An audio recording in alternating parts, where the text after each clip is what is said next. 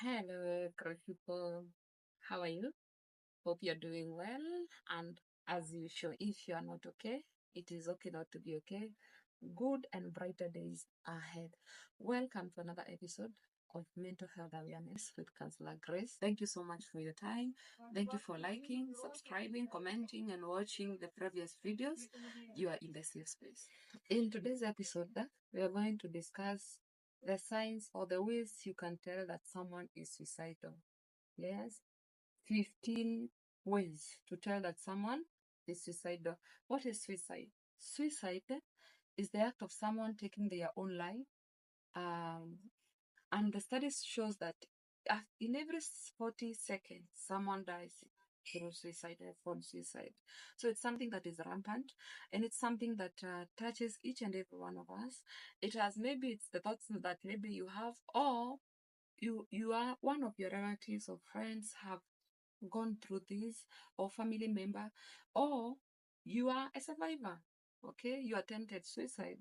It's a topic that is really affecting so many people, such that families are suffering from this. And I thought twice, let's discuss suicide. Way number one that you can observe and tell that someone is suicidal. One, the suicidal talks. This aspect of someone speaking about suicide so much that they keep asking which is the best way that can someone commit suicide? It is the most painless way that can someone die or leave this world.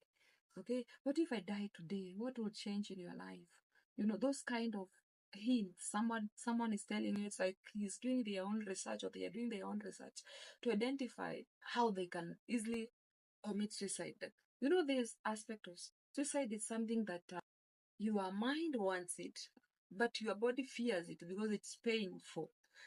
Whether you take any kind of drug, whether you hang yourself, it's painful. So there's a way you feel like your mind is telling you you are tired, want to give up, but your body, there's that fear that is gripping in. You tell you like, what? It's painful. Okay, so those suicidal talks, it's one way or suggestion that will tell you that this someone is contemplating something.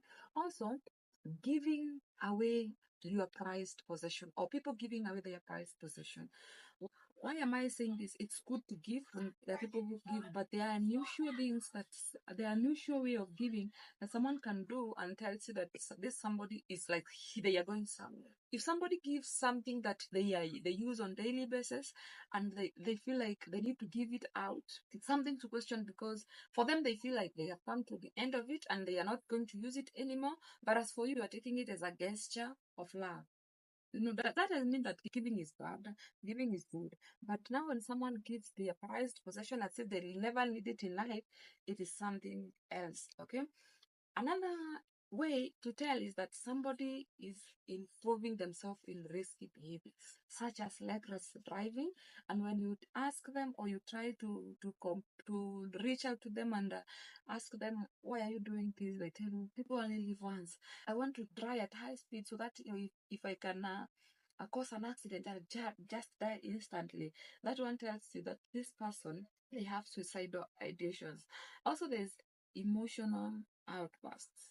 People who cannot control their emotion, people who like they erupt with anger, or recently somebody has changed and now their emotions are just way too much and they cannot control them, whether are good emotions or bad emotions, because there are these people who are not that happy people, but all of a sudden they are happy. Why? Because they are already calming themselves and they have made a decision.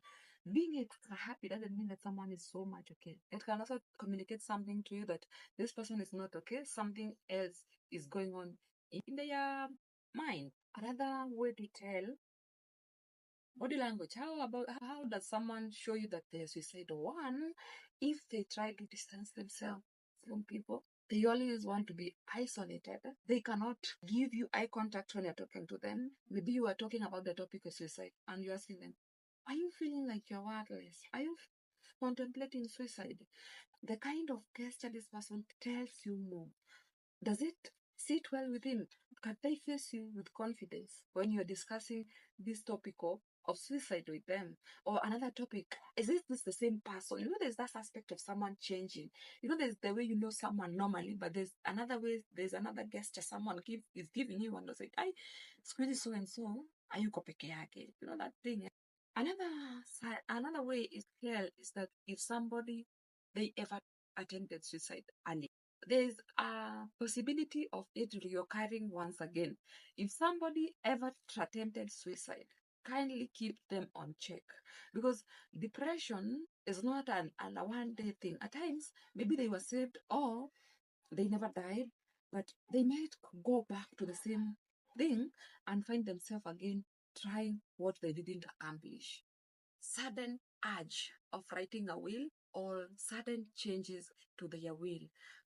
Okay, well, writing a will, it's not bad, because you make it easier not to leave crisis behind because of your possession and everything. But there's this sudden willingness of like writing a will.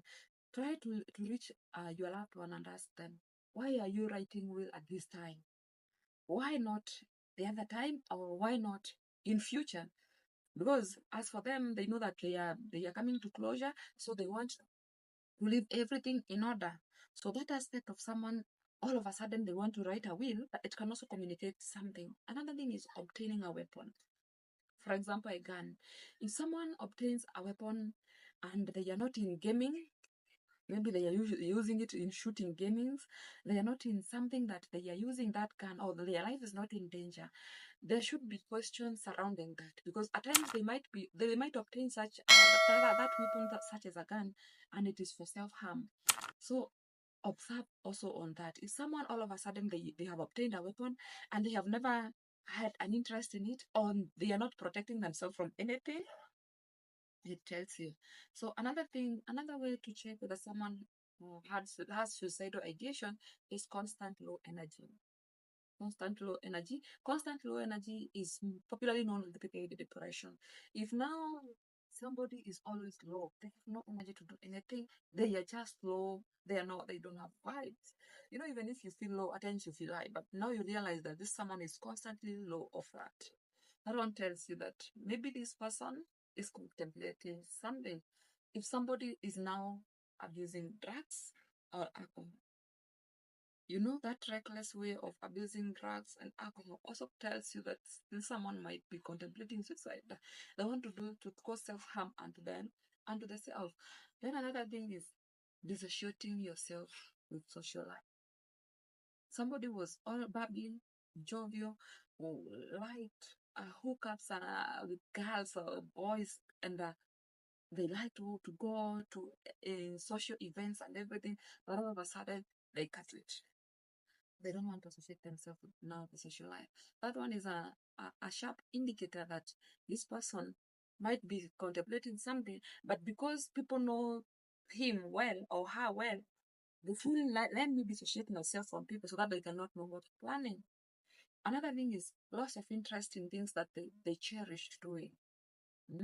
If somebody, for example, love watching, if they love singing, if they love doing something that makes them happy, but all of a sudden they don't even have energy to do it.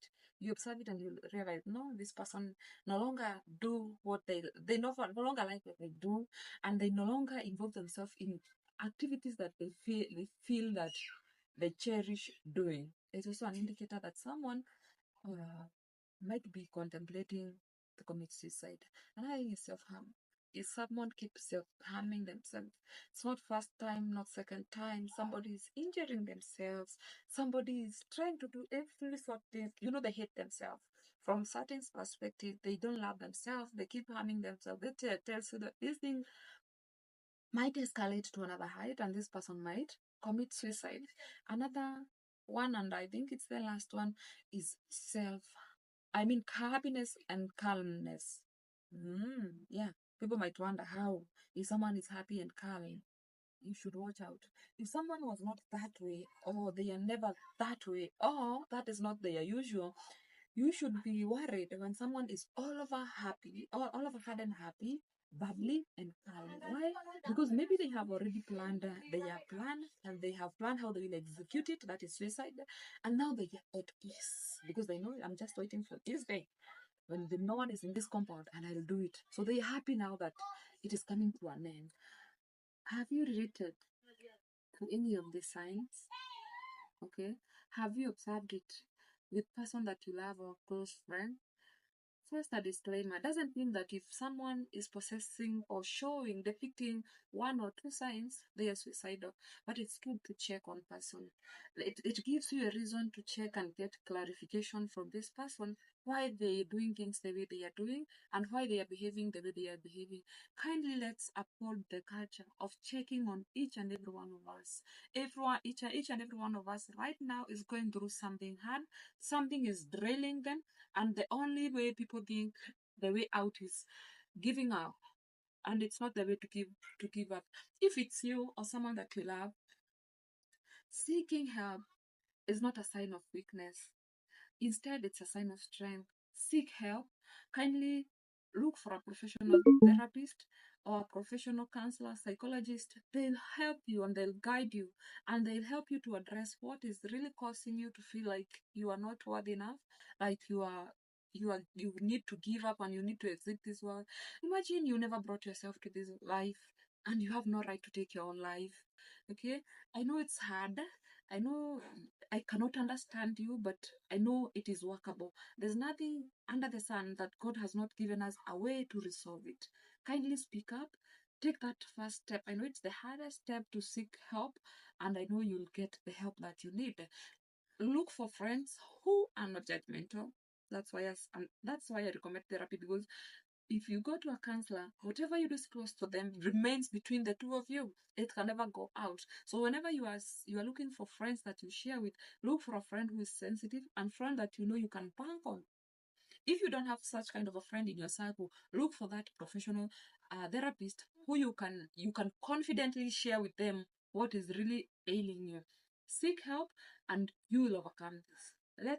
Let's stop this aspect of ending our lives prematurely, leaving behind young families that are really suffering because of challenges. Challenges are meant to make us strong and not to break us. Thank you for watching this video till to the end.